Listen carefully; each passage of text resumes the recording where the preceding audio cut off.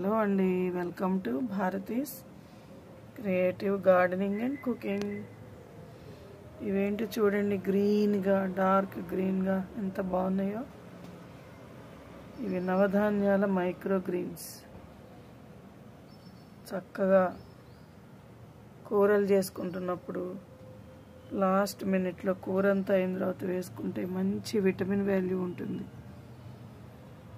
సలాడ్స్లో వేసుకోవచ్చు, మిగతా ఏమన్నా చిన్న చిన్న చాట్స్లో కూడా వేసుకోవచ్చు. బాగుంటాయి. అన్ని రకాలు కలిసిన పప్పు ధాన్యాల ఆకులు, లేత లేత ఆకులు.